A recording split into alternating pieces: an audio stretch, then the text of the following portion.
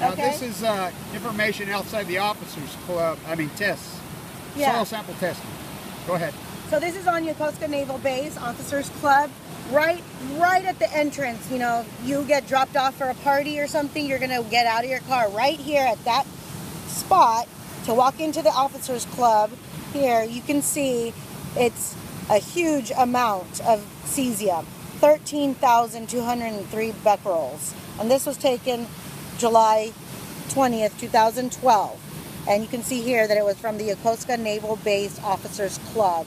So that's where I think, you know, I know that they know they're lying. You know, this stuff doesn't go away. How long does it take for the cesium to go away? They didn't decontaminate this. This is already a year after the explosions.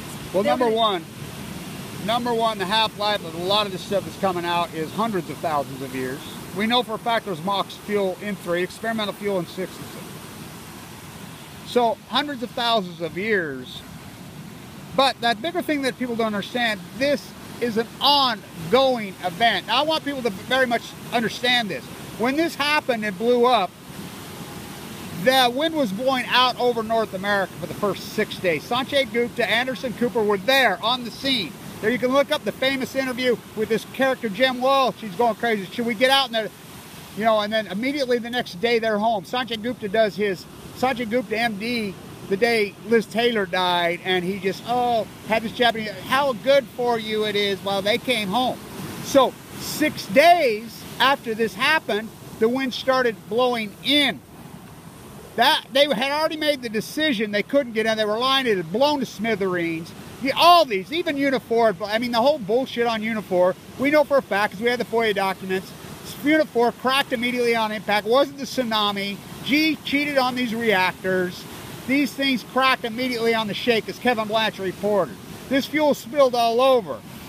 They had made the decision to dump water on this, which I call Delmar syndrome. We know for a fact everything I hypothesized because it has burrowed holes into there. TIPCO's own cameras. We're talking 2,600 days later.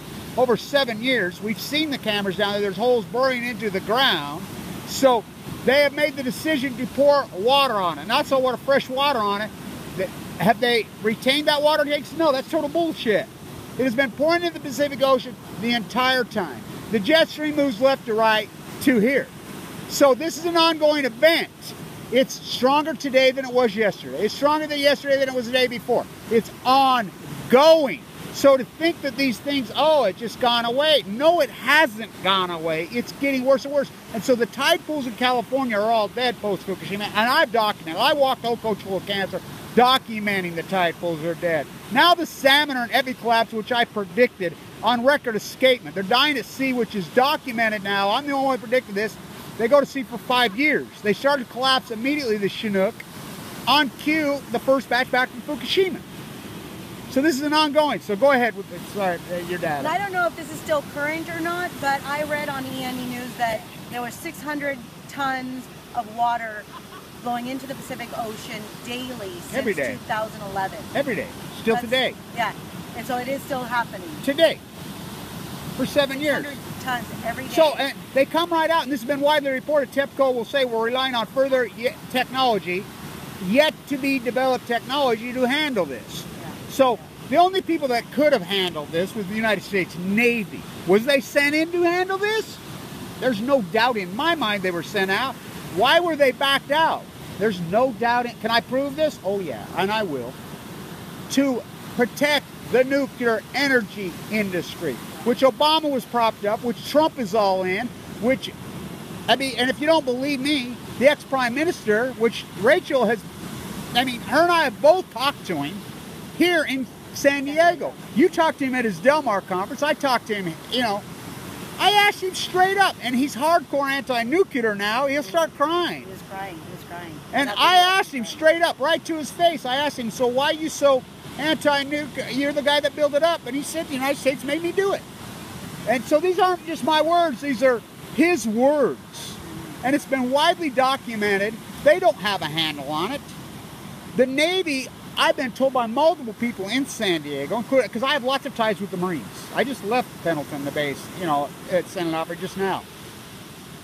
They can't talk. Yeah. They can't talk. Who's the commander-in-chief, you know? Well, we know now it's, I mean, Abe's the first one into Trump Towers. Abe has been here for a Japanese PM to come to the United States once in 20 years is a big deal. Since Trump's been president, he's been here 5 times. 5. They're buddy, buddy, buddy. What do you think that's all about? Just like Obama. I mean, this is the greatest cover-up. Like 5 times. He's here right now again. I mean, where they're in Canada on the G7. The first guy at the Trump Towers was Abe after the election. I was there. I was at the White House the election. I was in Trump. I took the bus through the Manila back to New York City. I was there the whole time. We have videos with the Million Mass March at TEPCO being called into the White House. I'm standing right there because that was on the 5th of November. I'm there for the Million Mass March. You know, so I had this all documented. And so, first one into the White House after the election, Abe. They go to Mar-a-Lago, black out the windows for 4 days. Trump's already been to Japan. This bromance, I mean, hello. This is the biggest story and the biggest cover-up in human history. Rachel's data proves it. I mean, it's ongoing. So let's show those numbers again one last time. Yeah. I mean, it's important. This is, I found the English version, the Yokosuka Naval Base Officers Club here, and the cesium here, right in front of the PSD Officers Club. Oh, this is the, no, I didn't show this one to you guys. Okay. I showed you the PSD office, the base of the thing. Okay. Yeah, maybe I did show it. Okay. Anyways, it's, yeah. 13,203.5 becquerels per kilogram of cesium. Now remember, this is sent off to an independent lab in Japan who did it. This isn't just her freelance. This is documented work. Yeah. Yeah. Talk about a little bit about school lunch programs too, and your fight with them, because she had 3 young children in school at the time. Yeah. You know what? I also wanted to share just the energy there. Make sure you guys get to see that also. Yeah, you can see this is the same one, 13,203. This is in front of the Officers Club. And remember, this is 150 miles away from Fukushima, excuse me, from the plants. Yeah. Yeah, and so many people are like, oh, that's far enough. And I'm like, really? That's far enough? No place is far enough. Then why, you know? And so, yeah, going into... Which, long ways, 6,500 miles right there. Hello. I want to show you something. There was an article that I got here that this scared the pants off of me. Check this out. I believe I got this off of E&E News. March 11th, 1 year on radioactive pollen. What does that mean? Imagine, just imagine. So, well, there's all kinds of reports coming out, which I call plutonium, which they're admitting. Everybody thought I was crazy, which I think it's a vapor and a gas coming out. We don't know what the hell it is, because this didn't happen in Chernobyl. Chernobyl, 580,000 men entombed Chernobyl. It was a mining operation. Now, I was with Annika for a long time. She died of leukemia. I learned a lot from her, you know, and so she said her brothers, they came and just grabbed them. Let's go. There was one partial reactor that melted down. They got to those cores. They got to they got to it. They entombed it. This is not 3 meltdowns. This is at least 4. 4 melted down 2. So did 5. So did 6. And the spent fuel pool is going to tip. Oh, no, they exploded. The FOIA documents prove what I said. They had Zerk fires. They cracked. They leaked. Once the spent fuel pool leaks, they fuse together. It's as bad as a meltdown. We know. The MOX fuel they're bringing back from Japan into Savannah River, Georgia, which we know that was a fairy tale. That's being removed to whip. I just left San and operate the whole tech containers. I just shot a video and put up of the whole tech containers. You know, and so we know for a fact this has gone on for 7 years. These are 7 reactors meltdown. So you're trying to tell me, and Kevin Blanch had to do this, full of leukemia. I had to document the dead. I walked the entire coast of California full of leukemia. All of it. With a sleep bag with no money, dying of leukemia, with platelet counts. Even my doctors thought that. If you don't believe me, you go to the top of the LDS bone marrow tri-center and you ask Bimbo Peterson about me. He's probably the most famous. He says, you're the greatest miracle ever. So I documented and proved to you that the tide pools are dead post-Fukushima. The salmon have clapped post-Fukushima. So that's all coincidence? You're telling me that's all coincidence? When we see this data from her? It's not coincidence. But this pollen, if a reactor explodes and it just covers, it blankets the land. I mean, the mountainsides in Japan are so beautiful. They're just covered with trees. There's a place called Yatsukatake. It's where the 8 mountains meet. And it's just beautiful. I would go hiking there with my friends and stuff. And just to imagine that that's all covered. That's all covered. This gets into the soil. So that one test that I took at the base of a tree, those tend to be higher. The base of the trees, the bottom of the slides, in playgrounds, where the rainwater, where things gather, that's where it tends to be really high. So these trees are soaking this stuff up, and now it's redispersing out into the land. Well, now, so... And we're breathing it. So not only that, so they've scraped soil for 7 years, tried to clean up. Well, there's, 31 million one-ton bags at least. They're stacked all over Japan. They evacuated people, make them stay in their FEMA camps in the Forbidden City and look at these bags, which we know for a fact they're being dumped in the ocean, in the way of shit. But there they are. So if you don't believe me, you go to Japan and you look at these bags. Yeah. Oh, yeah. And which now TEPCO's admitting. They're coming out reporters daily. Well, as I said, 5, 6, 7 years, they will come out after you frogs have been boiled and they'll say exactly what Kevin Blanch is saying. Look, it took me 1.5 years to convince anybody this was one meltdown. The cover-up was there are not meltdowns, they're not, and I'm like, they're lying. So the cover-up, this is the biggest story in human history. It's the biggest cover-up in human history. It's the biggest event in human. So you're trying to tell me the collapse of the Pacific Ocean is not real. You're a fool, number one. Number two, so to dump this into the Pacific Ocean instead of the jet stream, which the jet stream is the Pacific Ocean, the storms rise up, and has no consequences? Talk about a mental illness. Fukushima denial is a mental illness. It is. Well, especially when we see her data. So it was horrible walking around. Everybody's just going.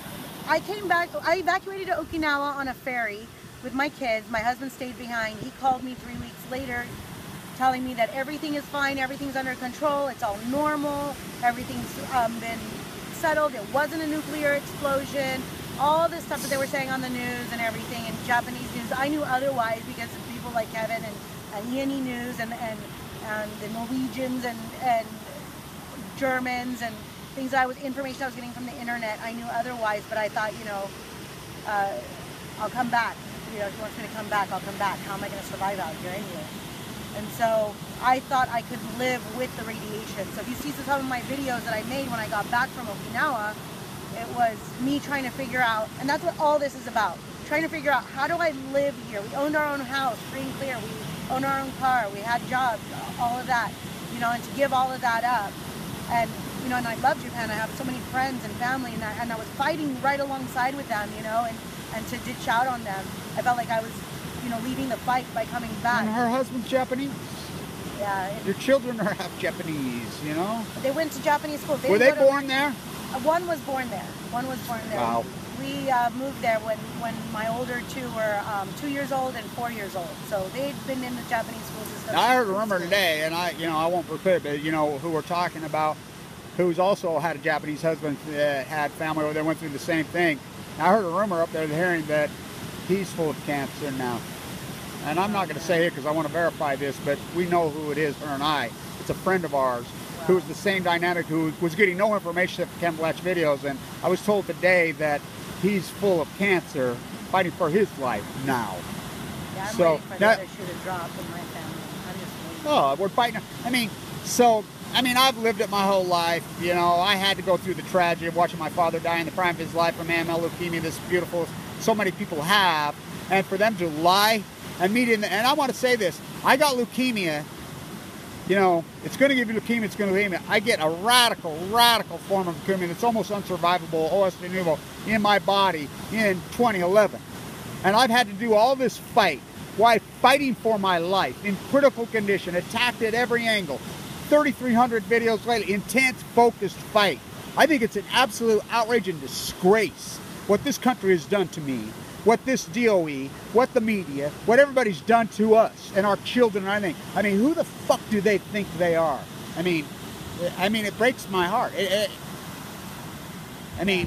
have to dedicate my life, give up all my money, my freaking careers, everything wiped away from me to try to, fight and expose these lies.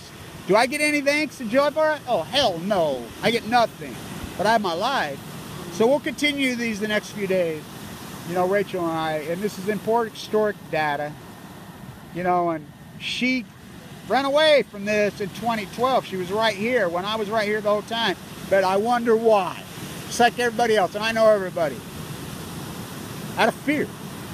And if you don't think this is dangerous work, and you don't think they attack, and you know nothing, ask anybody that's been with me at any of the hearings or my fight, whatever. I mean, think about why in critical condition.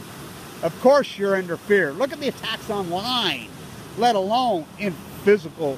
I mean, it's some scary, scary shit. But, you know, I just do it. I don't know how I do it. Thank you to everybody that supported this historic work. We'll stay at it. Thank you, Rachel. Thank you. I appreciate it.